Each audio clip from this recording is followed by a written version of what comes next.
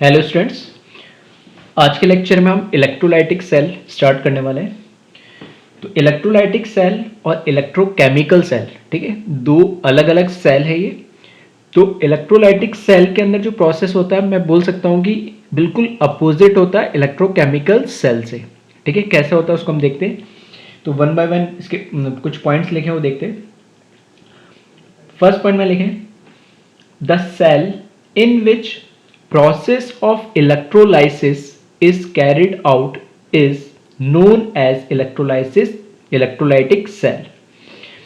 वो सेल जिसके अंदर कौन सा प्रोसेस होता है, इलेक्ट्रोलाइसिस होता है। जिस सेल के अंदर इलेक्ट्रोलाइसिस प्रोसेस हो रहा होगा उसे हम क्या बोल देंगे, इलेक्ट्रोलाइटिक सेल। अब ये इलेक्ट्रोलाइसिस क्या होता है, तो इलेक्ट्रोलाइसिस को एक्सप्लेन करा है यहाँ पे। Electrolysis is a process of breaking substance on passing electricity, that is electro means electric current and lysis means breaking।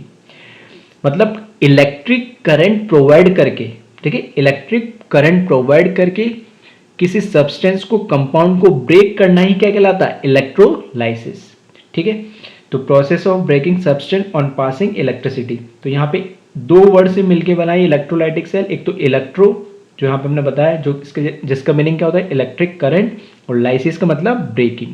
ठीक है, अब नेक्स्ट चीज इसमें, अब इलेक्ट्रोलाइटिक सेल में होता क्या है, इलेक्ट्रोलाइटिक सेल में क्या होता है, the cell which converts electrical energy into chemical energy. आपको याद हो तो फर्स्ट लेक्चर में मैंने बताया था कि इलेक्ट्रोकेमिकल सेल होता है और एक इलेक्ट्रोलाइटिक सेल होता है। तो इलेक्ट्रोकेमिकल सेल में क्या होता है, केमिकल एनर्जी कन्वर्ट होती इलेक्ट्रिकल एनर्जी में, वो हम ऑलरेडी देख चुके हैं। और इलेक्ट्रोलाइटिक सेल में इसका अपोजिट होता है, इलेक्ट्रिकल एनर्जी कन्वर्ट किस में हो रही है, केमिकल एनर्जी में। ठीक है, तो इलेक्ट्रोकेमिकल सेल से तो हमें क्या होती है, इलेक्ट्रिक करंट मिलता है, उसके अंदर जो केमिकल रिएक्शंस होती है उसकी हेल्प से। लेकिन इलेक्ट्रोलाइटिक सेल में हम खुद करंट प्रोवाइड करते हैं इसको एक्सटर्नली, बाहर से, और उसके थ्रू हम कुछ क्या करते हैं, केमिकल एनर्जी रिएक्शन करवाते हैं, कुछ केमिकल प्रोसेस करवाते हैं। और वो केमिकल प्रोसेस क्या है, इलेक्ट्रोलाइसिस में हम क्या करते हैं, सब्सटेंस को, जो भी कंपाउंड होते हैं, आयोनिक कंपाउंड होते हैं, उनको क्या करते हैं, ब्रेक करते हैं। यानी नेक्स्ट पॉइंट लिखा है इसमें, chemical reaction occurs in electrolytic cell due to external source of energy, that is electric current। Hence electrolytic cell is non spontaneous cell। ठीक है, देखो पहला डिफरेंस तो क्या हो गया कि इलेक्ट्रोकेमिकल सेल क्या करता है, केमिकल एनर्जी को इलेक्ट्रिकल एनर्जी में कन्वर्ट करता है, जबकि इलेक्ट्रोलाइटिक सेल क्या करता है, इलेक्ट्रिक एनर्जी को केमिकल एनर्जी में। दूसरा डिफरेंस कि जो इलेक्ट्रोकेमिकल सेल होता है, मैंने बोला जनरली जो भी सेल हम यूज करते हैं, ठीक है, हमारे घरों के अंदर, ठीक है, टॉयज के अंदर, घड़ी के अंदर, वो सब क्या होता है, स्पॉन्टेनियस होते हैं, अपने आप काम करते हैं। मतलब उनके लिए डेल जी की वैल्यू, ठीक है, गिब्स फ्री एनर्जी चेंज क्या होता है, नेगेटिव होता है अगर स्पॉन्टेनियस है। तो स्पॉन्टेनियस यूज करेंगे अगर हमें सेल चाहिए। जबकि इलेक्ट्रोलाइटिक सेल कैसा होता है, नॉन स्पॉन्टेनियस। क्यों, क्योंकि अगर हमें कोई केमिकल रिएक्शन करवानी है जो हो नहीं रही है, ठीक है, या हमें कोई प्रोसेस करवाना है, तो हमें बाहर से कुछ एक्सटर्नल एनर्जी अगर हमें कंटिन्यूस देने पड़ रही है, तो ऐसा प्रोसेस क्या हो जाता है, नॉन स्पॉन्टेनियस। और यहाँ पे एक्सटर्नल एनर्जी किस फॉर्म में दे रहे हैं हम, इलेक्ट्रिकल एनर्जी के फॉर्म में। यानी तो हम बाहर से कंटिन्यूस, ऐसे नहीं कि एक बार इलेक्ट्रिक एनर्जी और वो प्रोसेस चलने लग जाए, नहीं, जब तक हम इलेक्ट्रिक करंट प्रोवाइड करेंगे तो इलेक्ट्रोलाइसिस प्रोसेस होगा, और अगर हमने इलेक्ट्रिक करंट प्रोवाइड करना बंद कर दिया तो प्रोसेस भी स्टॉप हो जाएगा। इसलिए कंटिन्यूस हम बाहर से एक external source of energy, that is electric current provide कर रहे हैं, जो कि वो क्या करता है, इलेक्ट्रोलाइसिस प्रोसेस को कैरिड आउट करता है। तो इस तरीके से जो इलेक्ट्रोलाइटिक सेल है वो कैसा सेल हो गया, नॉन स्पॉन्टेनियस सेल। तो ये दूसरा बेसिक डिफरेंस है ईसीसी, इलेक्ट्रोकेमिकल सेल और इलेक्ट्रोलाइटिक सेल में। अब बात करते हैं इसकी कंस्ट्रक्शन की। ठीक है, तीसरा डिफरेंस जो कंस्ट्रक्शन से समझ में आएगा, इलेक्ट्रोकेमिकल सेल में हमने देखा था कि इलेक्ट्रोकेमिकल सेल के अंदर हमें दो अलग अलग कंटेनर होता है, एक एनोड का कंटेनर लेफ्ट साइड में हम लेते हैं और एक कैथोड का कंटेनर राइट साइड में लेते हैं। एनोड में ऑक्सीडेशन हो रहा होता है और कैथोड में रिडक्शन हो रहा होता है। ठीक है, और वो जो केमिकल रिएक्शन होती है उसके थ्रू इलेक्ट्रॉन जो फ्लो कर रहा होता है उसके थ्रू हमें क्या मिल जाता है, इलेक्ट्रिक करंट मिल जाता है। अब इलेक्ट्रोलाइटिक सेल के अंदर देखोगे कि एक ही कंटेनर है ये, ठीक है, दो अलग अलग कंटेनर नहीं, पहली बात तो एक ही कंटेनर है, इलेक्ट्रोड तो इसमें भी दो है। वहां पर यहाँ क्या होता था, मैं वो कोई भी, ठीक है, जिसको भी हमें जिसमें भी करंट देना है, ठीक है, या भी कोई बल्ब लगा लो, कुछ भी लगा लो, या वोल्ट मीटर लगा लो, जिससे हमें करंट प्रोवाइड, यहाँ पर हम क्या करें, खुद एक बैटरी लगा दी, बैटरी क्या करता है, करंट सप्लाई करने का काम करती है, एक्सटर्नल सोर्स हमें लगा दी जो कि करंट प्रोवाइड करे। अब इसमें हम इतना फिजिक्स में हम पढ़ ही चुके होंगे थोड़ा, ठीक है, और वैसे ही पता है हम इतना बैटरी को रिप्रेजेंट करने के लिए एक स्मॉल लाइन और एक लार्जर लाइन से रिप्रेजेंट करते हैं, तो ये बताता है नेगेटिव टर्मिनल को, और ये बड़ी वाली लाइन किसको, पॉजिटिव टर्मिनल को। तो नेगेटिव टर्मिनल से मैंने एक इलेक्ट्रोड को कनेक्ट करा और पॉजिटिव टर्मिनल से दूसरे इलेक्ट्रोड को, और हमें पता है इलेक्ट्रॉन कहाँ फ्लो करता है, पॉजिटिव टू नेगेटिव फ्लो करेगा, और करंट इसके अपोजिट फ्लो करता है। तो ये बाहर से हम क्या कर रहे हैं, करंट प्रोवाइड कर रहे हैं, इलेक्ट्रॉन फ्लो कर रहा है नहीं। अब क्योंकि ये टर्मिनल इस इलेक्ट्रोड का नेगेटिव से कनेक्टेड है, तो ये अपना आप क्या हो जाएगा, नेगेटिव, जबकि ये इलेक्ट्रोड बैटरी के पॉजिटिव टर्मिनल से कनेक्टेड है, तो ये अपना आप क्या हो जाएगा, पॉजिटिव। ठीक है, इतना क्लियर है। अब ये जो कंटेनर है, ठीक है, दूसरी चीज जो जो इलेक्ट्रोड है, दोनों ही किसके लिए मैंने, प्लेटिनम की, ये भी प्लेटिनम का इलेक्ट्रोड है और ये भी किसका है, प्लेटिनम का इलेक्ट्रोड है। ठीक है, कोई मेटेलिक इलेक्ट्रोड नहीं लिए, प्लेटिनम का इलेक्ट्रोड लिए। प्लेटिनम का इलेक्ट्रोड इसलिए लिए क्योंकि प्लेटिनम, ग्रेफाइट, कार्बन, ये सब कैसे होते हैं, इनर्ट इलेक्ट्रोड होते हैं। ठीक है, फर्स्ट या सेकंड लेक्चर में भी इस पर मैं बात कर चुका हूँ। ये सब कैसे होते हैं, इनर्ट इलेक्ट्रोड होते हैं, जो कि खुद ऑक्सीडाइज या रिड्यूस नहीं होते हैं। ठीक है, तो यहाँ पर हम इलेक्ट्रोलाइटिक सेल के अंदर मैंने क्या करे, दो इनर्ट इलेक्ट्रोड लिए। एनोड कैथोड कैसे हो, इसकी बात अभी थोड़ी देर में करूंगा। इसके अंदर जो ये इलेक्ट्रोलाइट है, ये मैंने लिया fused solution of NaCl। Fused को और बोल सकते हो आप मोल्टन। ठीक है, मतलब NaCl सॉलिड फॉर्म में होता है, ठीक है, ये हमें पता ही है। NaCl को मैंने क्या करा, मेल्ट कर दिया, ठीक है, मोल्टन फॉर्म में ले लिया, तो फ्यूज्ड सॉल्यूशन ऑफ NaCl। ध्यान रखना ये एक्वस नहीं है, एक्वस मतलब डाइल्यूटेड NaCl नहीं है, पानी के अंदर NaCl नहीं मिला है, मैंने NaCl जो था उसी को क्या कर दिया, हीट देके मेल्ट कर दिया, तो फ्यूज्ड सॉल्यूशन ऑफ NaCl है। तो इसमें एक Na+ होगा, NaCl होगा, NaCl फॉर्म में। अब हुआ क्या कि जब मैंने इसको कनेक्ट करा, ठीक है, यहाँ से करंट सप्लाई मैंने देने लगा, तो इसमें ये जो NaCl फ्यूज्ड NaCl है वो ब्रेकआउट हुआ, ठीक है, ब्रेक हो गया किसके अंदर, Na+ और Cl- के अंदर। ठीक है, तो सबसे पहले तो ये क्या हुआ, इलेक्ट्रोलाइसिस, मतलब यहाँ पे ब्रेकिंग किसकी हुई, जो हमारा इलेक्ट्रोलाइट था NaCl फ्यूज था वो Na+ और Cl- के अंदर ब्रेक हो गया। अब क्योंकि Na के ऊपर क्या चार्ज है, पॉजिटिव चार्ज, और Cl पे चार्ज क्या है, नेगेटिव, तो हमें पता है पॉजिटिव किसकी तरफ अट्रैक्ट होगा, नेगेटिव की तरफ, और नेगेटिव किसकी तरफ अट्रैक्ट होगा, पॉजिटिव ही, क्योंकि ये वाला टर्मिनल इस इलेक्ट्रोड से नेगेटिव से, मतलब ये जो नेगेटिव टर्मिनल है वो इस इलेक्ट्रोड से कनेक्टेड है, तो इस पे भी चार्ज कैसा आ जाएगा, नेगेटिव। तो जो सोडियम पॉजिटिव आयन है, ठीक है, जो सोडियम आयन है वो किसकी तरफ, इधर अट्रैक्ट होगा, जबकि ये जो टर्मिनल है पॉजिटिव, तो इस इलेक्ट्रोड पे भी चार्ज क्या आ जाएगा, पॉजिटिव। तो जो क्लोराइड आयन है वो नेगेटिवली चार्ज है, तो किसकी तरफ अट्रैक्ट होगा, इधर पॉजिटिव चार्ज। अब जब Na+ इस इलेक्ट्रोड के पास जाएगा, नेगेटिव इलेक्ट्रोड के पास जाएगा, तो Na+ क्या होगा, नेगेटिव इलेक्ट्रोड है, मतलब यहाँ पर क्या आ रहा है, इलेक्ट्रॉन आ रहा है, तो इलेक्ट्रॉन को गेन करके Na+ क्या करेगा, इलेक्ट्रॉन को गेन करके और खुद क्या हो जाएगा, रिड्यूस हो जाएगा। आ रही बात समझ में।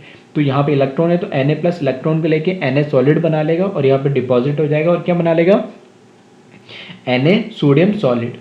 अब Na+ इलेक्ट्रॉन ले रहा है और खुद क्या हो जा रहा है, प्लस से जीरो ऑक्सीडेशन स्टेट में जा रहा है, तो क्या हो जा रहा है, रिड्यूस। और जब जहां पर भी अगर इस इलेक्ट्रोड पे अगर रिडक्शन प्रोसेस हो रहा है, तो मैंने ये पहले भी बोला कि अपना आप क्या बन जाएगा, कैथोड। एनोड और कैथोड कभी भी पॉजिटिव और नेगेटिव से डिसाइड नहीं किया जाता है। एनोड भले इलेक्ट्रोकेमिकल सेल हो या इलेक्ट्रोलाइटिक सेल हो, एनोड पे हमेशा ऑक्सीडेशन होगा, उसे हम एनोड बोलेंगे, और कैथोड पे हमें रिडक्शन होगा, उसे हमेशा हम कैथोड बोलेंगे। तो यहाँ पे सोडियम का रिडक्शन हो रहा है, सोडियम+ आयन का, इसलिए ये कैथोड है। इसी तरीके से क्लोराइड आयन जब इसके पास जाएगा, तो ये क्लोराइड आयन इलेक्ट्रॉन लूज करके और क्लोरीन गैस में कन्वर्ट हो जाएगा। ठीक है, क्योंकि नेगेटिव पॉजिटिव तो इलेक्ट्रॉन इस तरफ फ्लो कर रहा है, तो ये इसका क्या होगा, ऑक्सीडेशन हो जाएगा, और ऑक्सीडेशन होगा तो ये अपना आप क्या बन जाएगा, एनोड बन जाएगा।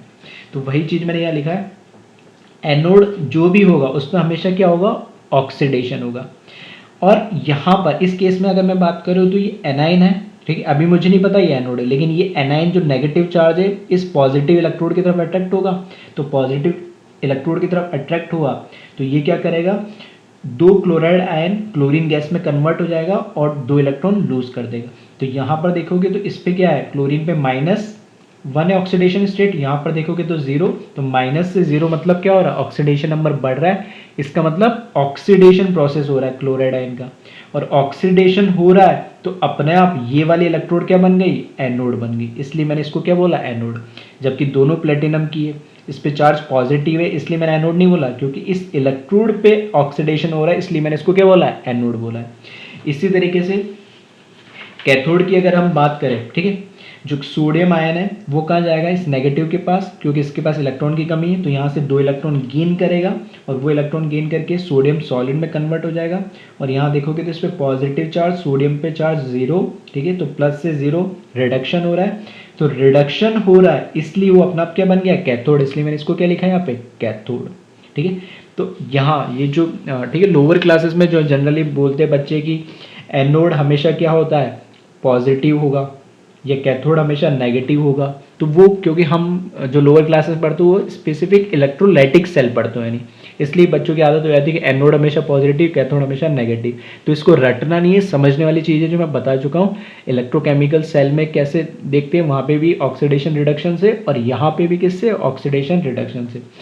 और जो ये पढ़ते थे कि एनोड की तरफ हमेशा एनायन आएगा, कैथोड की तरफ हमेशा कैटायन आएगा, ठीक है, ये भी किसके लिए, सिर्फ इलेक्ट्रोलाइटिक सेल के लिए। ठीक, तो I hope basic difference electrolytic cell और इलेक्ट्रोकेमिकल सेल के बीच में क्लियर हुआ होगा। दूसरी चीज, इसके सर्किट की बात करें तो ये आउटर सर्किट तो इलेक्ट्रॉन फ्लो होने से कंप्लीट हो रहा है, जबकि इंटरनल सर्किट किसके फ्लो होने से कंप्लीट हो रहा है, आयंस के। इधर पॉजिटिव आयन जा रहा है कैथोड की तरफ और नेगेटिव आयन जा रहा है किसकी तरफ, एनोड की तरफ, और ये यहाँ से इलेक्ट्रॉन लूज कर दे रहा है, ठीक है, और ये बाहर तो इलेक्ट्रॉन फ्लो कर रहा है और अंदर क्या, आयंस फ्लो कर रहे हैं। तो इस तरह के बोल सकते हैं हम कि इलेक्ट्रोलाइटिक सेल में आउटर सर्किट तो इलेक्ट्रॉन के फ्लो से कंप्लीट हो रहा है और इंटरनल सर्किट आयंस के फ्लो से कंप्लीट हो रहा है। तो एक बार इसको कॉपी कर ले जल्दी से, फिर इसके कुछ पॉइंट्स है वो हम देखते हैं।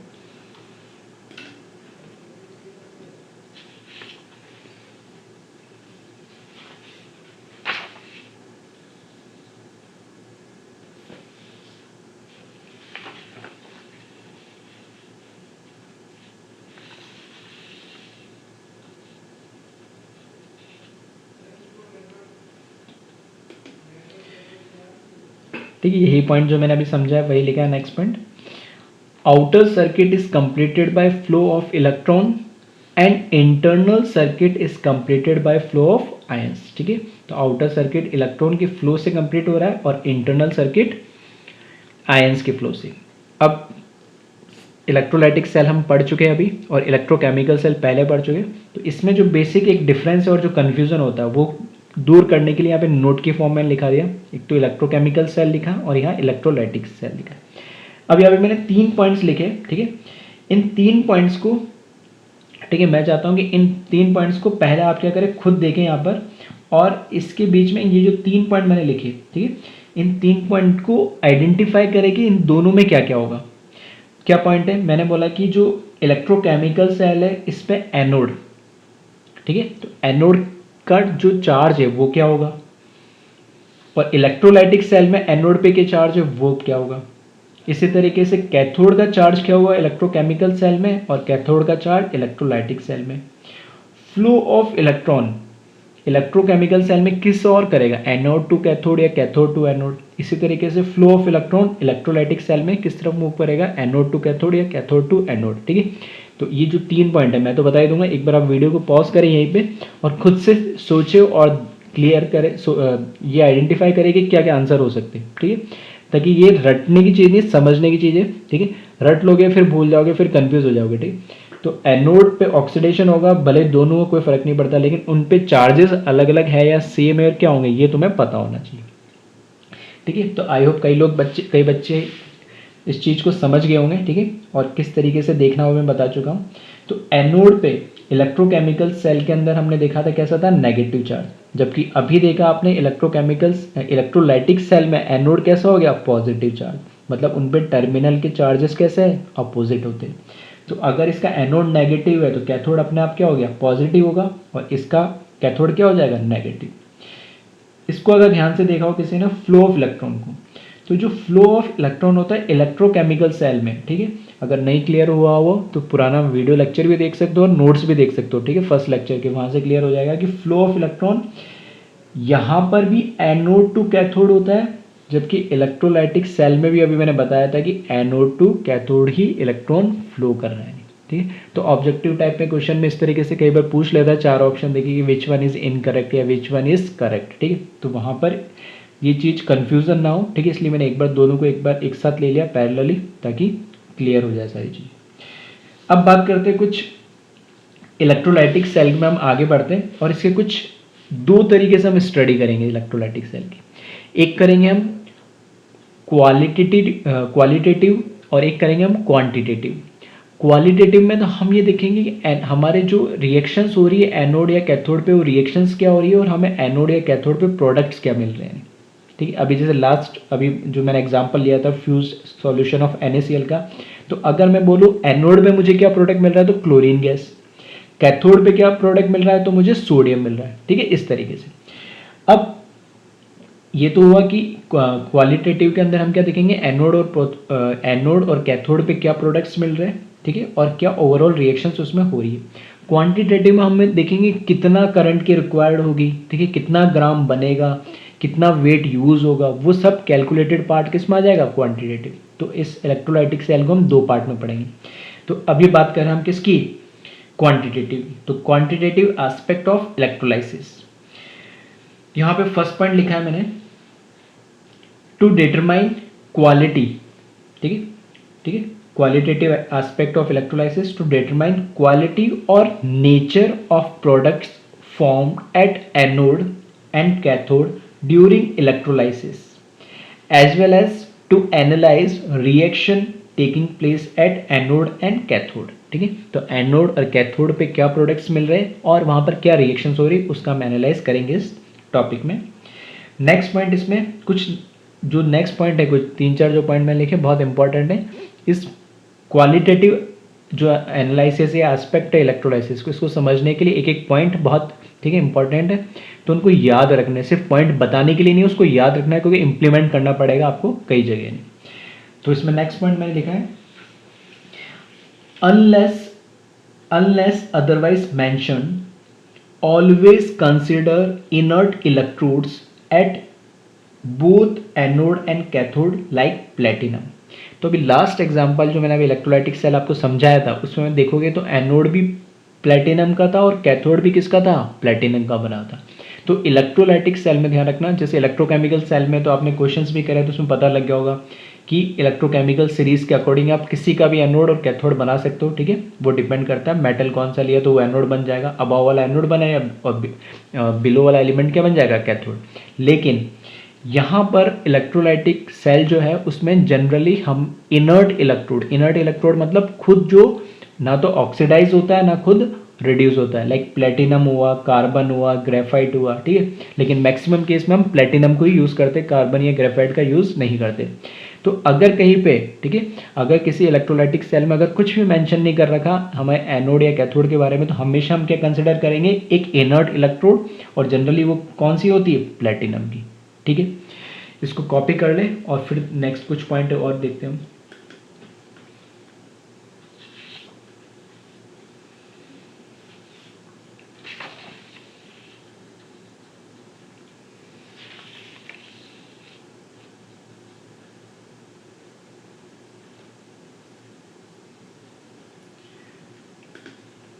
ठीक है, नेक्स्ट पॉइंट हमें दे रखा है, ऑलवेज, ठीक है, always analyse anode reaction first in process of electrolysis, ठीक है। तो इलेक्ट्रोकेमिकल सेल में भी हमने देखा था anodic half reaction, cathodic half reaction होती है, यहाँ पे भी एनोड पे एक रिएक्शन हो रही है, कैथोड पे भी एक रिएक्शन हो रही है, ठीक है। तो हमेशा हम जब भी इलेक्ट्रोलाइसिस प्रोसेस की बात करेंगे तो सबसे पहले हम एनोड की रिएक्शन की बात करेंगे। एनोड की रिएक्शन को ऑब्जर्व या एनालाइज करने के बाद ही हम क्या जाएंगे, कैथोड की रिएक्शन पे जाएंगे, ठीक है। इसकी इंपॉर्टेंस क्या आगे हम ठीक है, आने वाले लेक्चर में एक या नेक्स्ट लेक्चर में हो जाएगा क्लियर, वैसे नेक्स्ट लेक्चर में पता लग जाएगा कि ये पॉइंट का मीनिंग है।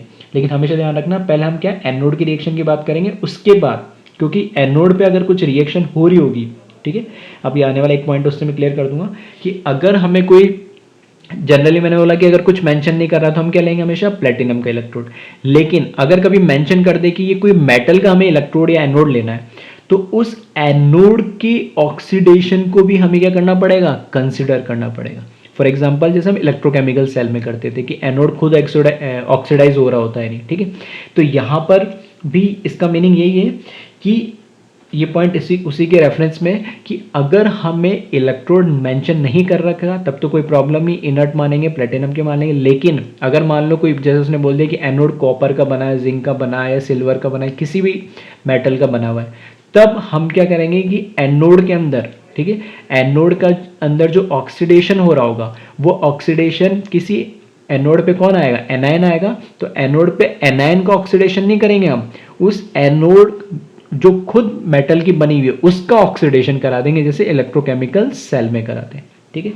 तो उसी के रेफरेंस में लिखे पॉइंट, तो यहां वही लिखा है, if it is given that anode is made of any metal other than inert metal like platinum, then anode electrode oxidize itself irrespective of the other anions। ठीक है, तो वही पॉइंट जो मैं एक्सप्लेन कर रहा था कि अगर, ठीक है, अगर यहां पर हमें कोई ऑलरेडी मेंशन कर दिया है कि इलेक्ट्रोड या एनोड जो हमारा है किसी मेटल का बना हुआ है, तो हम एनोड पे जो बोलते हैं ऑक्सीडेशन होगा, तो ऑक्सीडेशन किसी एनायन का नहीं होगा, ऑक्सीडेशन किसका हो जाएगा, खुद एनोड मेटल का हो जाएगा जिस मेटल से वो बनी हुई। अब उससे कोई फर्क नहीं पड़ता है कि उस सॉल्यूशन के अंदर, ठीक है, उस इलेक्ट्रोलाइट में कौन सा एनाइंस है, ठीक है, कोई फर्क इसलिए नहीं पड़ता है क्योंकि अभी हम देखेंगे कि एनाइन अगर एक है, जैसे अभी हमने क्या देखा था, क्लोराइड अकेला है तब तो उसी का ऑक्सीडेशन होगा, अगर एक से ज्यादा एनायन होते तो फिर हमें ये पता करना पड़ेगा कि किसका ऑक्सीडेशन पहले होगा, नहीं, ठीक है, ऑक्सीडेशन सबका होगा, जब तक तुम करंट प्रोवाइड करते रहोगे सब सारे एनाइंस ऑक्सीडाइज होंगे, लेकिन पहला कौन सा एनाइन जाएगा और किसका ऑक्सीडेशन होगा, उसके बाद किसका होगा, 2 3 4 5, ठीक है, जितने भी एनाइन होगा सबका ऑक्सीडेशन होगा, लेकिन पहला एनाइन कौन सा जाएगा वो हमें देखना पड़ेगा, और उसका ऑक्सीडेशन जब वो कंप्लीट हो जाएगा, वो एनाइन खत्म हो जाएगा सॉल्यूशन में, तब दूसरा एनाइन का ऑक्सीडेशन स्टार्ट होगा, ठीक है। तो इस सब पॉइंट जो मैं बोलते आ रहा हूँ, एक एक पॉइंट बहुत इंपॉर्टेंट है, और अभी इसी लेक्चर में एक एग्जाम्पल के थ्रू, ठीक है, इन सब चीज़ों को एक्सप्लेन भी कर दूंगा, नहीं, ठीक है। फिर नेक्स्ट पॉइंट लिखा है इसमें, ये इंपॉर्टेंट पॉइंट है बहुत ज़्यादा, ठीक है, तो इसको ध्यान से समझ लेना। If in a solution 2 or more cation, cation को क्या बोलते हैं, पॉजिटिव आयन को हम कैटाइन बोलते हैं, तो if in a solution 2 or more cations that is positive ions present, then cation having higher reduction potential will reduce first at cathode, that is cation having lower position in ECS, that is electrochemical series, will reduce first। ठीक है, तो बहुत important point है। अब जो मैं बात कर रहा था, अगर किसी अभी जैसे एग्जांपल में हमने लिया था एक Na+ और Cl-, ठीक है, फ्यूज सॉल्यूशन था NaCl का, तो उसमें सिर्फ Na+ था और Cl- था, तो एक ही कैटाइन था मेरे पास, कौन, Na+। तो कैटाइन इलेक्ट्रोलाइटिक सेल में मैं क्या बोलूंगा कि कैटाइन का हमेशा क्या होता है, कैथोड पे जाएगा तो रिडक्शन ही होगा, तो कैटाइन का हमेशा क्या होगा, रिडक्शन होगा।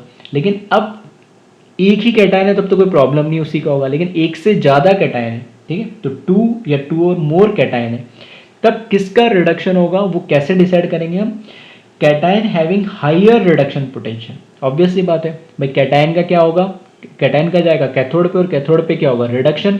तो ये बात ऑलरेडी हम कर चुके हैं कि रिडक्शन उसी का होगा जिसका रिडक्शन पोटेंशियल ज्यादा होगा। आ रही बात समझ में?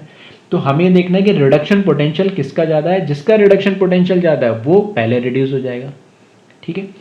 अब बात करें कि इलेक्ट्रोकेमिकल सीरीज है, अब हमें कैसे पता लगेगा किसका रिडक्शन पहले होगा, तो इसलिए मैंने बोला था कि इलेक्ट्रोकेमिकल सीरीज को क्या करना है, याद रखना है, एटलीस्ट जो एलिमेंट मैंने लिखा है, ठीक है, उसकी हेल्प से हमारे क्वेश्चंस भी हो जाएंगे। तो मैंने बोला कि जो कैटायन, अब मैंने बोला कि जो हमने इलेक्ट्रोकेमिकल सीरीज बनाई है वो किस ऑर्डर में बनाई है, increasing order of reduction potential. जैसे जैसे हम टॉप टू बॉटम मूव करेंगे इलेक्ट्रोकेमिकल सीरीज में तो रिडक्शन पोटेंशियल क्या होता जाता है, बढ़ता जाता है एलिमेंट्स का। तो हायर रिडक्शन पोटेंशियल कहाँ मिलेगा, lower in the electrochemical series. ठीक है, जो बॉटम में हमारे बॉटम साइड में या लोअर साइड में इलेक्ट्रोकेमिकल सीरीज में एलिमेंट होगा उनका रिडक्शन पोटेंशियल क्या होगा, हायर होगा। तो अगर मुझे 3 4 5 एलिमेंट दे दे तो मुझे कैसे पता लगेगा, मैं सबको देख लूंगा कि ईसीएस के अंदर सबसे लास्ट में या नीचे की तरफ कौन आ रहा है। जो सबसे नीचे की तरफ आ रहा होगा, लोअर साइड आ रहा होगा, उसका रिडक्शन पोटेंशियल सबसे ज़्यादा होगा, वो सबसे पहले रिड्यूस होगा। यानी जब वो कंप्लीटली रिड्यूस हो जाएगा, खत्म हो जाएगा वो एनायन कैटायन, उसके बाद उससे ऊपर कौन होगा, उस कैटायन का रिडक्शन स्टार्ट होगा। इस तरीके से सेकंड थर्ड फोर्थ जितने भी सबका रिडक्शन हो जाए। इसने यहाँ पे क्या लिखा, that is cation having lower position in ECS will reduce first. ठीक है, तो आई थिंक अब समझ में आ रहा होगा ईसीएस की इंपॉर्टेंस क्या है, और दूसरा किस तरीके से हम ये देखेंगे कि कौन से कैटायन का रिडक्शन होगा या कौन सा कैटायन हमें या कौन सा प्रोडक्ट हमें कैथोड पे मिलेगा। ठीक है, इसी तरीके से यहां पे लिखा है, if in a solution 2 or more anion that is negative ions. ठीक है, एनाइन कैसा होता है, negative present, then anion having higher oxidation potential will oxidise first at anode. That is anion having higher position in ECS will oxidize first। Same जैसे हमने cation के लिए बोला वही पॉइंट हमने किसके लिए लिखा, एनायन के लिए। तो कैटायन के लिए हमने लिखा है कि कोई कैटायन कहाँ जाएगा, कैथोड पे, और कैथोड पे क्या होगा, इलेक्ट्रोलाइटिक सेल में रिडक्शन होगा। तो रिडक्शन होने के लिए उसका रिडक्शन पोटेंशियल ज़्यादा होना चाहिए, और हमें पता है ईसीएस में रिडक्शन पोटेंशियल ज़्यादा कहाँ मिलेगा, जो एलिमेंट लोअर साइड में होगा। इसी तरीके से एनाइन है, वो एनाइन कहाँ जाएगा, एनोड पे, और एनोड पे क्या होगा, ऑक्सीडेशन। तो ऑक्सीडेशन किसका होगा, जिसका ऑक्सीडेशन पोटेंशियल की वैल्यू ज़्यादा होगी।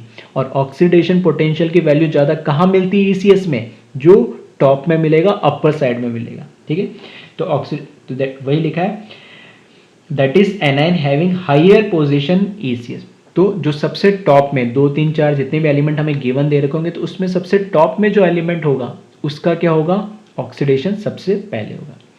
अब कैटायन में तो जो एलिमेंट दे रखे वो हमें इजीली समझ में आते हैं, कन्फ्यूजन होता है हमें थोड़ा सा एनायन में। ठीक है, तो उस कन्फ्यूजन को दूर करने के लिए एक तो होते हैं हेलोजेंस। ठीक है, फ्लोरीन की तो बात ही छोड़ दो, फ्लोरीन तो क्या होगा, ठीक है, वो तो ऑक्सीडाइज होना ही नहीं चाहेगा, तो उसकी बात खत्म होगी। फिर आता है क्लोरीन, ब्रोमीन और आयोडीन। ठीक है, क्लोराइड, ब्रोमाइड और आयोडाइड, ठीक है, उनका ऑक्सीडेशन। फिर सल्फेट मिल जाएगा, नाइट्रेट मिल जाएगा, हाइड्रोक्साइड मिल जाएगा। ठीक है, इस तरह के एनाइंस मतलब नेगेटिव आयंस मिलेंगे। तो ये कंफ्यूजन हमेशा रहता है, उस कंफ्यूजन को दूर करने के लिए। ठीक है, इस तरीके से मान लो जो ईसीएस आपने ध्यान रखी उसी फॉर्म में, तो मैंने उसका एक ऑर्डर लिख दिया कैटाइन का, तो तुम्हारे पास जो ईसीएस है उसी ऑर्डर में देखना है। उसी तरीके से एनाइन जो है, ठीक है, एनाइन का भी ऑर्डर वही है। ठीक है, मैं एक्सप्लेन कर दे रहा हूँ कैसे वही है। देखो, अगर मैं हेलोजेंस में कंपेयर करूँ, ठीक है, तो मैंने यहाँ लिखा oxidation potential order of anion. ठीक है, तो इसमें मैंने लिखा है iodide, bromide and chloride, iodide, bromide and chloride. क्योंकि देखो जो आयोडीन है, ठीक है, अगर ईसीएस में देखोगे तो आयोडीन, अगर हेलोजेंस में कंपेयर करोगे तो आयोडीन सबसे ऊपर आता है, उसके बाद आता है ब्रोमीन, फिर आता है क्लोरीन, और सबसे लास्ट में क्या आता है, फ्लोरीन। सिर्फ मैं बात कर रहा हूँ अमंग हेलोजेंस। ठीक है, चारों हेलोजेंस में अगर कंपेयर करोगे ईसीएस के अकॉर्डिंग, तो सबसे ज़्यादा ऑक्सीडेशन पोटेंशियल किसका होता है, आयोडीन का, और सबसे कम किसका होता है, फ्लोरीन का। तो आयोडीन, फिर ब्रोमीन, क्लोरीन और ब्रोमीन। तो ऑक्सीडेशन पोटेंशियल का ऑर्डर देखोगे अगर एनाइनिक फॉर्म में, ठीक है, तो I माइनस से ही ऑक्सीडाइज होकर I2 बनाएगा। तो कौन बनाएगा सबसे पहले, आयोडाइड या आयोडीन, फिर ब्रोमाइड और फिर क्लोराइड। ठीक है, नेगेटिव फॉर्म में से लिख दिया क्योंकि हम किसकी बात कर रहे हैं, एनाइन की बात। ठीक, तो ये कुछ मैंने अलग नहीं लिखा, ये इलेक्ट्रोकेमिकल सीरीज ही तो लिखी है मैंने। अब कन्फ्यूजन क्या होता है, क्योंकि हमें कई बार सॉल्यूशन में OH माइनस आयन भी दे रखा होता है, नाइट्रेट आयन भी दे रखा होता है, सल्फेट आयन भी दे रखा होता है। ठीक है, इस तरीके, ठीक है, यही कॉमन मिलेंगे। ठीक है, इसके अलावा नहीं मिलते जनरली। तो वो तो इलेक्ट्रोकेमिकल सीरीज में ना तो कोई सल्फेट की बात हुई, ना हाइड्रोक्साइड की बात हुई, ना ही नाइट्रेट की बात हुई। आ रही बात समझ में? तो जब ये एनाइंस है ही नहीं उसके अंदर, भाई आयोडाइड तो नहीं लेकिन आयोडीन तो है, तो वहां से भी हम इस चीज को समझ सकते हैं, ठीक है। और लास्ट लेक्चर में मैंने क्वेश्चंस करवाए थे ईसीएस पे, तो वहां से भी मैंने क्लियर कर दी। लेकिन हाइड्रोक्साइड, सल्फेट या नाइट्रेट इस तरह के आयंस इलेक्ट्रोकेमिकल सीरीज में नहीं है, तो वो कंफ्यूज क्रिएट करते कि कौन सा एनाइन ऑक्सीडाइज सबसे पहले होगा। तो उसी के लिए मैंने आगे लिखा है, ये एक्सपेरिमेंटल वैल्यूज है यानी, ठीक है। ध्यान रखना, ये तीन तो इलेक्ट्रोकेमिकल सीरीज से याद है। इसके बाद आता है हाइड्रोक्साइड, OH माइनस आयन। उसके बाद आता है नाइट्राइट आयन, ठीक है, नाइट्रेट आयन, ठीक है, NO3 माइनस। और उसके बाद आता है सल्फेट आयन। देखो लिखने में मैंने ये 6 लिख दिए, लेकिन काम के तो ये तीन तो आपको पता है, याद रखने की जरूरत नहीं। ईसीएस पता है तो तीनों का ऑर्डर हमें पता है। बस एक लास्ट में OH माइनस हाइड्रोक्साइड आयन को ध्यान रखना है कि इसका सबसे बाद में ऑक्सीडेशन होगा। इन दोनों को तो याद नहीं भी रखोगे तो कोई फर्क नहीं पड़ेगा, इनका कोई यूज नहीं है। ये लिख इसलिए दिया ताकि कंफ्यूजन जो होता है बच्चों को वो दूर हो जाए। क्या कंफ्यूजन होता है कि अगर मैं बोल रहा हूँ कि नाइट्रेट आयन और ब्रोमाइड आयन अगर सॉल्यूशन के अंदर प्रेजेंट है, ठीक है, ब्रोमाइड आयन और नाइट्रेट आयन सॉल्यूशन के अंदर प्रेजेंट है, तो किसका ऑक्सीडेशन पहले होगा? तो यहां से तो मैं देख के बता सकता हूं, ब्रोमीन का होगा पहले ऑक्सीडेशन। ब्रोमीन पहले जाएगा कहां पर? ब्रोमीन, ठीक है, कहां जाएगा? एनोड पे, और उसका एनोड पे क्या ऑक्सीडेशन पहले होगा? जब ब्रोमाइड आयन पूरा खत्म हो जाएगा तब इसका होगा। मैं कह रहा हूं कि इसका तो कभी होगा ही नहीं है। ये अकेला भी होता ना, ये एक नाइट्रेट आयन अकेला भी होता है, ये सल्फेट आयन अकेला भी होता तो भी नहीं होता। क्यों नहीं होता? क्योंकि यहाँ पर अगर ध्यान से देखोगे, ठीक है, ब्रोमीन का जब इसका ब्रोमाइड का ऑक्सीडेशन होता है तो ब्रोमाइड किस में कन्वर्ट होता है? ऑक्सीडाइज होके Br2 ब्रोमीन गैस के अंदर, ठीक है। लेकिन यहाँ पर, ठीक है, लिक्विड के अंदर। लेकिन यहाँ पर क्या है, जो ये हमारे पास, ठीक है, यहाँ पर जो ये क्या है हमारे पास नाइट्रेट आयन है, ठीक है, यहाँ पर जो हमारे पास नाइट्रेट आयन है, ये नाइट्रेट आयन, ठीक है, नाइट्रेट आयन ऑक्सीडाइज हो ही नहीं सकता है। क्यों नहीं हो सकता? क्योंकि यहाँ पे जो नाइट्रोजन का ऑक्सीडेशन स्टेट देखोगे तो कितना है? +5। अब मुझे बताओ नाइट्रोजन का ऑक्सीडेशन स्टेट +5 से कुछ ज़्यादा हो सकता है क्या? पॉसिबल ही नहीं है सेकेंड ग्रुप का, यानी आ रही मेरी बात समझ में? तो ये ऑलरेडी नाइट्रोजन अपने मैक्सिमम ऑक्सीडेशन स्टेट में, तो फर्दर ऑक्सीडेशन इसका पॉसिबल ही नहीं है। तो ये तो कभी ऑक्सीडाइज ही नहीं होगा। इसके रेस्पेक्ट में कोई भी आ जाए, इसको तो जब भी नाइट्रेट को देखो तो सोचने की जरूरत ही नहीं है, इसके रेस्पेक्ट में दूसरा एनाइन पहले ऑक्सीडाइज होगा। इसी तरीके से जब सल्फेट की आप बात करोगे तो सल्फेट में भी देखोगे तो सल्फर का ऑक्सीडेशन स्टेट क्या है? +6। तो सल्फर भी अपने मैक्सिमम ऑक्सीडेशन स्टेट में, और ये फर्दर ऑक्सीडाइज नहीं हो सकता है। तो इसलिए मैंने बोला ये दोनों एनाइन तो कोई काम के नहीं है, लेकिन मैंने लिख इसलिए दिया क्योंकि बच्चों को कन्फ्यूजन हो जाता है, ठीक है, ऑर्डर में लगा। अब ये होगा कि सर ये पहले क्यों लगाया और ये बाद में क्यों लगाया, ठीक है। तो एक्सपेरिमेंटल वैल्यूज के अकॉर्डिंग मैंने ये लिख दिया, बाकी इन दोनों का यूज कोई है नहीं। नाइट्रेट या सल्फेट के रेस्पेक्ट में कोई भी दूसरा एनाइन आ जाए वो पहले क्या होगा? ऑक्सीडाइज होगा, ये तो होंगे ही नहीं। आई इतनी बात क्लियर? अब ये जो सारे पॉइंट्स हमने देखे, जितने पॉइंट्स हमने पढ़े, ठीक है, इनका मीनिंग क्या है? ठीक है, काफ़ी कुछ थ्योरेटिकली चला है अभी तक। अब इसका मीनिंग क्या है, तो एक न्यूमेरिकल के हेल्प से मैं सारी चीज़ों को एक्सप्लेन करने की कोशिश करूंगा, और आई होप आपको समझ में भी आएगा, ठीक है। तो एक बार इसको जल्दी से कॉपी कर ले, फिर हम देखते हैं इस पर क्वेश्चन।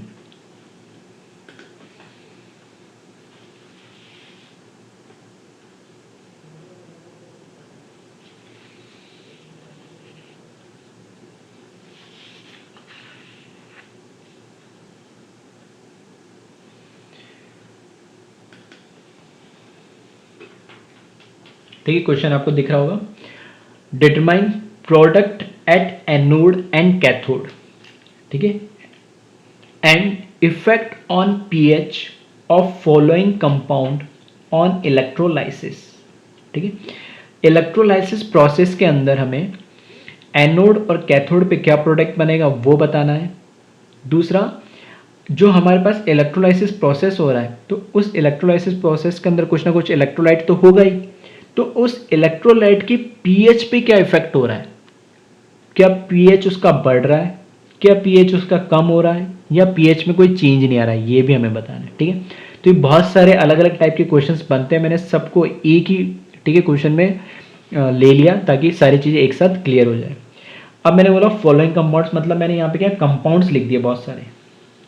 ये है compounds, solid NaCl, fused NaCl, aqueous NaCl, aqueous copper sulphate, aqueous AgCl, dilute H2SO4, aqueous KCl, aqueous AgNO3, H2।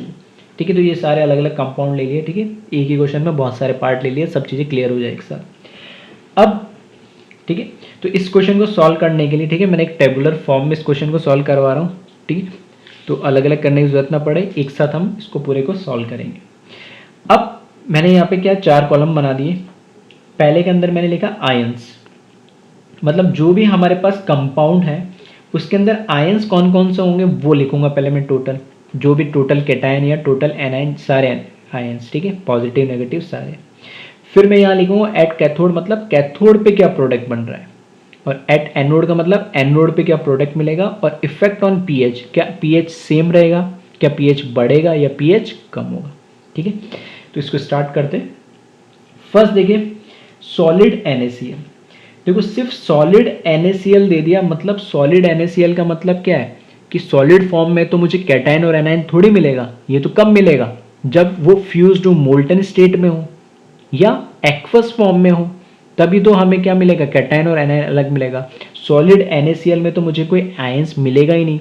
ठीक है, जब वो अलग अलग ही नहीं होंगे तो किसका ऑक्सीडेशन रिडक्शन पॉसिबल ही नहीं है। तो यहाँ पर ठीक है, तो यहाँ पर तो कोई आयंस मुझे नहीं मिलेंगे, मैंने क्रॉस बना दिया। जब आयंस ही नहीं मिलेंगे तो ना तो कैथोड पे कोई प्रोडक्ट मिलेगा, ना ही कोई एनोड पे प्रोडक्ट मिलेगा, और जब कुछ हो ही नहीं रही रिएक्शन तो पीएच पे भी कोई इफेक्ट नहीं आएगा। आ रही बात, सबसे सिंपल से स्टार्ट करा मैं, सॉलिड NaCl लिया, तो सॉलिड फॉर्म में क्या है, कोई हमें कैटायन एनायन अलग अलग होगा ही नहीं, तो यहाँ पे कोई चीज़ मिलेगी नहीं। फिर आ जाओ फ्यूज्ड NaCl, जो हमने अभी एग्जांपल देखा था इलेक्ट्रोलाइटिक सेल में, तो फ्यूज्ड मतलब मोल्टन। ठीक है, अब मोल्टन फॉर्म में मेल्ट हमने कर दिया है, तो हमें यहाँ पे दो मिलेंगे। एक तो क्या मिलेगा, कैटायन मिलेगा Na+, और एक क्या मिलेगा, A9 Cl minus chloride ion. अब एक ही कैटायन और एक ही एनाइन है। ठीक है, एक ही कैटायन है और एक ही क्या एनाइन है, तो कैटायन तो कहाँ जाएगा, कैथोड पे, तो हमें यहाँ पर ठीक है, तो कैथोड पे हमें क्या मिलेगा, सोडियम, और क्लोराइड जब क्या होगा एनोड पे जाएगा तो इसका रिडक्शन होगा, तो क्या मिलेगी, क्लोरीन गैस मिलेगी। ठीक है, इसको सॉलिड लिख लो और इसको क्या लिख लो, गैस लिख लो। क्या इसकी पीएच पे कोई इफेक्ट होगा, पीएच पे इफेक्ट का मतलब क्या होता है, पीएच मतलब क्या, H+ या OH- आयन की कंसंट्रेशन में चेंज आएगा तभी तो पीएच चेंज आएगा। तो यहाँ ना तो कोई H+ आयन में चेंज आ रहा है, ना ही कोई OH- आयन में चेंज आ रहा है, तो पीएच में चेंज होगा ही नहीं। आ रही बात समझ में, ना तो हमारे पास कोई H+ कम हुआ ना बढ़ा है, ना कोई OH- कम हुआ ना बढ़ा, तो यहाँ पर कोई पीएच पे इफेक्ट होगा ही नहीं। ठीक है, फिर आ जाओ एक्वस NaCl। ठीक है, एक्वस NaCl की अगर हम बात करें तो एक्वस का मतलब क्या होता है, बाय डिफॉल्ट पानी के अंदर हमने NaCl डाला, तो पानी के अंदर NaCl डाला तो मुझे पता है NaCl में से Na+ और Cl-। ठीक है, ये तो आयोनाइज्ड होंगे ही, और पानी के अंदर खुद क्या है, H+ और OH- भी है। आ रही बात समझ में, तो इस तरीके से देखो एक्वस NaCl में NaCl का Na+ Cl- तो है, साथ में H+ और OH- भी आ गए, तो ये टोटल दो तो कैटायन और दो ही क्या मिल गए, एनाइन मिल गए। अब मुझे कंपटीशन हो गया, अभी तक तो कोई कंपटीशन नहीं था कि मुझे सोचना ही नहीं पड़ रहा था कि कौन सा कैटायन कैथोड पे जाएगा, कौन सा एनाइन एनोड पे जाएगा। ठीक है, तो यहाँ पे तो अब मेरे को यहाँ पे दो या दो हो गए, तो अब सोचना पड़ेगा कैथोड पे कौन सा कैटायन जाएगा, Na+ जाएगा, H+ जाएगा। तो हमने बोला है, ठीक है, अब ये पॉइंट हमने देखा था कि कैथोड पे कैटायन वही जाएगा, क्योंकि कैटायन कैथोड पे क्या होगा, रिडक्शन, जिसका रिडक्शन पोटेंशियल की वैल्यू ज़्यादा होगी अकॉर्डिंग टू ECS। तो मुझे पता है कि सोडियम तो जो है, ठीक है, अब कैटायन समझ जाना। ठीक है, सिंपल सा देखो, सोडियम है तो सोडियम तो ECS में क्या मिलेगा, टॉप पर, और हाइड्रोजन का मिलता है जीरो होता है, इसका तो पॉजिटिव होगा, इसका क्या होगा, जीरो होगा, मतलब किसकी, ऑक्सीडेशन पोटेंशियल की बात। लेकिन हमें क्या देखना है, रिडक्शन पोटेंशियल, तो रिडक्शन पोटेंशियल तो टॉप टू बॉटम जाते तो बढ़ता है, तो सोडियम अबव मिलेगा और हाइड्रोजन बिलो मिलेगा, तो इसका रिडक्शन पोटेंशियल क्या होगा, ज़्यादा। इसका रिडक्शन पोटेंशियल ज़्यादा है तो H प्लस का क्या होगा, ऑक्सीडेशन होगा, तो ये किस में कन्वर्ट हो जाएगा, H2 गैस में। अब कुछ बच्चों की ये दिमाग में आ रहा होगा सर आपने Cl माइनस को Cl2 में, तो ये मैं अभी लिखा दूंगा लास्ट में कि कौन सा आयन किस में ऑक्सीडाइज होने पे या रिड्यूस होने में किस में कन्वर्ट होता है। और ये वैसे भी सिंपल है, देखो क्लोराइड ऑक्सीडाइज होकर क्या बनाता है, क्लोरीन गैस, नेगेटिव से कहा गया 0। H प्लस ऑक्सीडाइज होके सॉरी रिड्यूस होगा, ठीक है, H प्लस रिड्यूस होके पॉजिटिव से कहा जाएगा 0 ही तो जाएगा, रिड्यूस हो गया तो क्या मिलेगा, H2 गैस जाएगा। अब बात करते हैं हम एनोड पे। एनोड पे कौन सा प्रोडक्ट मिलेगा, दो एनाइन हो गए, एक क्लोराइड एनाइन और एक OH माइनस आयन। तो अभी मैंने लास्ट पॉइंट ये देखा ही था कि मैंने बोला था OH माइनस वाटर की वजह से हमेशा मिलेगा नहीं, तो ये कंफ्यूज करता है। तो सबसे पहले क्योंकि एनोड पे क्या होगा, ऑक्सीडेशन होगा, तो ऑक्सीडेशन किसका होगा, जिसका ऑक्सीडेशन पोटेंशियल ज़्यादा होगा। अब OH माइनस और Cl माइनस क्लोराइड और हाइड्रोक्साइड आयन में से अगर हम कंपेयर करें कि किसका ऑक्सीडेशन पोटेंशियल ज़्यादा है, तो ECS में जो ऊपर मिलेगा, तो ऊपर में दिक्कत क्या होती है कि OH माइनस तो कहीं लिखा हुआ ही नहीं होता ECS में, तो वो कन्फ्यूज करता है। इसलिए मैंने अलग से बता दिया कि OH माइनस तो सबसे लास्ट में आएगा। तो यहाँ पर किसका ऑक्सीडेशन होगा, Cl माइनस का। Cl माइनस का ऑक्सीडेशन होगा तो ये क्या बनाएगा, Cl2 गैस। अब आ जाओ इस पे कि इसमें pH का क्या इफेक्ट होगा। pH में इफेक्ट होने के लिए देखो इधर पानी का H प्लस और OH माइनस था सिर्फ, अब लेकिन जो इसमें से जो H प्लस था वो किस में कन्वर्ट हो गया, H2 गैस में, कैथोड पे। और गैस है तो वो क्या करेगी, उस सिस्टम में से निकल जाएगी, सेल में से, वो तो लिबरेट हो जाएगी। तो अल्टीमेटली हो क्या रहा है, H प्लस H2 गैस में कन्वर्ट हो रहा है, H2 गैस बन के वो क्या हो जा रही है, सिस्टम से लिबरेट हो जा रही है। तो अल्टीमेटली H प्लस आयन की कंसेंट्रेशन क्या हो रही है, कम हो रही है। अब H प्लस आयन की कंसेंट्रेशन कम हो रही है, इसका मतलब क्या हो गया, ऐसे बोल सकता हूँ OH माइनस की कंसेंट्रेशन बढ़ रही है, और OH माइनस की कंसेंट्रेशन बढ़ रही है, कैसे बोलो H माइनस की कम हो रही है, तो pH तो क्या होगा, बढ़ेगा यानी, ठीक है। तो इस केस में pH क्या होगा, pH विल इंक्रीज, ठीक है। तो इस तरीके से एरो बना के मैं लिख देता हूँ, इंक्रीज होगा यानी, ठीक है। अब आई थिंक क्लियर हो गया होगा किस तरीके से क्वेश्चन हमें करने हैं, ठीक है। चाहो तो वीडियो को पॉज करके रिमेनिंग के लिए आप सेम, ठीक है, आयंस क्या वो हमें बताने, कैथोड पे क्या प्रोडक्ट बनेगा, एनोड पे क्या प्रोडक्ट बनेगा और पीएच में क्या चेंज आएगा, ये आप पहले खुद से कर सकते हो और फिर चेक कर लेना मैं जो बता रहा हूँ क्या उसके अकॉर्डिंग हमने सही कराया, कुछ उसमें प्रॉब्लम आ रही, ठीक है। नेक्स्ट आ जाओ, एक्वस कॉपर सल्फेट। तो वापस से कॉपर सल्फेट में कॉपर +2 मिलेगा, सल्फेट -2, ये तो हमें जो सॉल्ट दे रखा है। फिर एक्वस है तो यहाँ पर H+ भी होगा और OH- भी होगा। फिर बात करें कैथोड, कैथोड पे कौन जाएगा, कैटाइन। तो कैटाइन दो है, एक कॉपर +2 और एक H+। तो कैथोड पे क्या होगा, रिडक्शन, और रिडक्शन किसका होगा, जिसका रिडक्शन पोटेंशियल ज़्यादा होगा, और रिडक्शन पोटेंशियल ज़्यादा किसका होता है, ECS में, जो लोअर साइड में मिलेगा। तो H+ से नीचे हमें कौन मिलता है, कॉपर। तो यहाँ पर किसका हो जाएगा, कॉपर का। तो कॉपर किस में, कॉपर सॉलिड के अंदर क्या हो जाएगा, रिड्यूस हो जाएगा। और एनोड पे बात करें तो हम कौन आएगा, एनायन आएगा। तो सल्फेट और OH-। अब दिख रहा है तुम्हें, यहाँ पे सल्फेट आ गया, OH- आ गया। तो वापस सल्फेट तो अपने maximum, sulphur maximum oxidation state में, तो इसका ऑक्सीडेशन पॉसिबल ही नहीं, तो किसका होगा, OH-। और ध्यान रखना जब भी OH- का ऑक्सीडेशन होगा तो OH- का, ध्यान से सुन लेना, OH- का ऑक्सीडेशन होगा, ठीक है, याद कर लो, रट लो कैसे भी, OH- का ऑक्सीडेशन होगा तो किस में कन्वर्ट होगा, ये ऑक्सीजन गैस के अंदर होगा, ठीक है। एक बार मैं लास्ट में वापस लिखा दूंगा कुछ कॉमन, ठीक है। तो जब OH- का ऑक्सीडेशन होगा तो किस में कन्वर्ट होगा, O2 के अंदर। तो यहाँ पर ऑक्सीडेशन किसका और अल्टीमेटली ऑक्सीजन का, यहाँ पे -2 के अंदर है और यहाँ पर क्या चला गया, 0 में, तो इसका ऑक्सीडेशन हो गया। अब बताए पीएच में क्या चेंज आएगा, यहाँ पर देखो H+ तो एज इट इज है, लेकिन OH- किस में कन्वर्ट हो गया, O2 के अंदर, और O2 में कन्वर्ट होने से O2 गैस बन के निकल जाएगा, मतलब OH- की कंसेंट्रेशन क्या हो गई, कम हो गई है। OH- की कम होगी तो H+ बढ़ेगा, इसका मतलब एसिडिक नेचर बढ़ेगा, इसका मतलब पीएच क्या हो जाएगा, डिक्रीज हो जाएगा। आ रही बात समझ में। इसी तरीके से आ जाओ नेक्स्ट, AgCl। तो AgCl में क्या मिलेगा, Ag+ मिलेगा, Cl माइनस मिलेगा और एक्वस है तो H प्लस मिलेगा और क्या OH माइनस मिलेगा। तो यहाँ पर देखें Ag प्लस कैथोड पे कौन जाएगा कैटाइन, तो एक Ag प्लस और H प्लस है, तो हमें पता है H कैथोड पे क्या होगा रिडक्शन, तो रिडक्शन किसको होगा जो लोअर साइड में मिलेगा, तो H प्लस से भी नीचे क्या मिलता है Ag मिलता है। तो यहाँ पर क्या मिल जाएगा हमें कैथोड पे Ag सॉलिड मिलेगा और वापस से क्लोराइड और OH माइनस में से कंपेयर करेंगे तो कौन आ जाएगा क्लोराइड आ जाएगा, तो क्या मिलेगा क्लोरीन गैस मिलेगी। अब यहाँ देखिए तो ना तो H प्लस H2 में कन्वर्ट हो ना ही OH माइनस O2 में कन्वर्ट, तो H प्लस और OH माइनस सेम है तो pH में कोई चेंज नहीं आएगा, नो इफेक्ट। ठीक है, चाहो तो इसको लिख लेना इंक्रीज डिक्रीज और नो इफेक्ट। ठीक है, मैं इसे शॉर्ट फॉर्म में लिख रहा हूँ। फिर आ जाओ डाइल्यूट H2SO4, तो H2SO4 में H प्लस ही तो मिलेगा और सल्फेट का -2 और डाइल्यूट मतलब वाटर, और वाटर में वापस क्या मिलेगा H प्लस, तो H प्लस तो ऑलरेडी पहले से भी है और एक OH माइनस और लिख देता हूँ।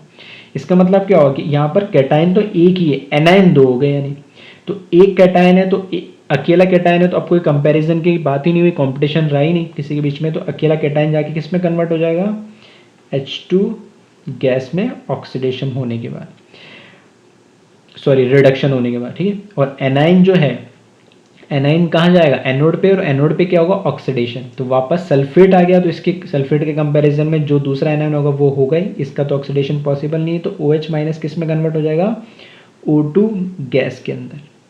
आ रही बात समझ में। तो अब इस तरीके से, ठीक है, इस तरीके से आप देखोगे तो H प्लस भी, ठीक है, और ध्यान देना ये एक H प्लस H2 में कन्वर्ट होना है तो 2H प्लस लगेंगे, और इसी तरीके से OH माइनस को O2 में कन्वर्ट होना है तो यहाँ पर भी क्या लगेंगे 2H माइनस लगेंगे। तो अल्टीमेटली जितने H प्लस जा रहा है उतने ही क्या जा रहे हैं OH माइनस जा रहे हैं, तो अगर H प्लस कम हो रहा है 10 तो उतने ही 10 OH माइनस भी कम हो रहे हैं, मतलब अल्टीमेटली उनका रेशियो तो क्या है सेम ही है। तो पीएच पे बताओ इफेक्ट क्या होगा, बढ़ेगा कम होगा या चेंज नहीं होगा। बिल्कुल सही है, कई लोगों ने जो सोचा है कोई चेंज नहीं आएगा, क्योंकि जितने H प्लस कम हो रहे उतने ही तो OH माइनस कम हो रहे हैं, तो पीएच में के लिए तो एक का कम होना है एक का बढ़ना जरूरी है। अगर दोनों सेम अमाउंट में कम हो रहे हैं सेम अमाउंट में बढ़ रहे हैं तब तो पीएच क्या रहना है सेम ही रहना है। इसी तरीके से आ जाओ एक्वस KCl, तो K प्लस Cl माइनस मिलेगा, साथ में एक्वस है तो H प्लस और क्या मिलेगा हमें OH माइनस मिलेगा। फिर कैथोड पे कौन जाएगा कैटाइन, तो K प्लस और H प्लस में से, ठीक है, कौन मिलता है ECS में लोअर साइड में H प्लस, तो यहाँ पर मुझे मिल जाएगा H2 गैस, सही है। और Cl माइनस और OH माइनस में से कौन मिलेगा क्लोरीन गैस। ठीक है, अब तो आपको समझ में आ ही रहा होगा। और H प्लस का कंसंट्रेशन कम हो रहा है तो pH क्या हो जाएगा यहाँ पर बढ़ जाएगा। ठीक है, तो pH विल इंक्रीज। फिर आ जाओ एक्वस AgNO3 में Ag प्लस मिलेगा और NO3 माइनस नाइट्रेट मिलेगा, और एक्वस है तो वापस H प्लस और OH माइनस मिलेगा। कैथोड पे कौन जाएगा कैटाइन, तो Ag प्लस और H प्लस में से वापस कौन जाएगा Ag जाएगा, क्योंकि Ag का मिलता है ECS में। ठीक है, अब बार बार पूरा नहीं समझा रहा, बस ध्यान रखना है कि कैथोड पे हमें देखना है कैटाइन में ECS में लोअर साइड पे कौन है, और एनाइन की बात करोगे तो अपर साइड में कौन है, और अपर साइड नहीं ध्यान रखना है तो 4-5 ही एनाइन जो मैंने लिखा है उतना याद रखो, उससे सारे हो जाएंगे क्वेश्चंस। ठीक है, तो ये तो हुआ सॉलिड, और नाइट्रेट और OH माइनस में सॉरी तो नाइट्राइट तो ऑक्सीडाइज होगा नहीं, OH माइनस ही होगा, और OH माइनस ऑक्सीडाइज होगा तो क्या बना लेगा O2 गैस बना लेगा। और OH माइनस की कंसंट्रेशन क्या हो रही है कम हो रही है, तो इसके रेस्पेक्ट में H प्लस बढ़ जाएगा तो pH क्या हो जाएगा कम हो जाएगा, डिक्रीज, सॉरी गलत लिख दिया ना, AgNO3 के केस में। ठीक है, तो यहाँ पर pH बिल्कुल सही है। ठीक है, हाँ, तो OH माइनस O2 में कन्वर्ट हो रहा है ना, तो मतलब H प्लस मतलब एसिडिक नेचर बढ़ना मतलब pH कम होना। ठीक है, बिल्कुल सही है। लास्ट आ जाओ H2O मतलब अकेला सिर्फ प्योर पानी ले लिया तो पानी में H प्लस और क्या होगा OH माइनस होगा। तो अब एक ही कैटायन है तो कैथोड पे कौन जाएगा कैटायन, तो किस में कन्वर्ट हो जाएगा H2 गैस के अंदर, और OH माइनस किस में कन्वर्ट हो जाएगा O2 गैस के अंदर। वापस जितने H प्लस H2 में कन्वर्ट हो रहे उतने OH माइनस किस में कन्वर्ट हो रहे O2 के अंदर। तो यहाँ पर pH में फिर से कोई चेंज नहीं आएगा। ठीक है, तो इस तरह के क्वेश्चंस काफ़ी सारे आपको मिल जाएंगे कि एनोडिक प्रोडक्ट बताओ, कैथोडिक प्रोडक्ट बताओ और क्या उसके पीएच में चेंज आएगा, ठीक है। तो ये इस तरह के बहुत सारे क्वेश्चन आपको मिल जाएंगे अलग अलग, ठीक है, मॉड्यूल के अंदर डीपीपी में। तो इस तरीके से मैंने एक साथ सबको कंपेयर करके बता दिया और यहाँ से काफ़ी क्वेश्चंस आप सॉल्व कर पाओगे, ठीक है। तो एक बार इसको कॉपी कर ले और फिर हम देखेंगे नेक्स्ट चीज़ें नेक्स्ट लेक्चर में। Thank you.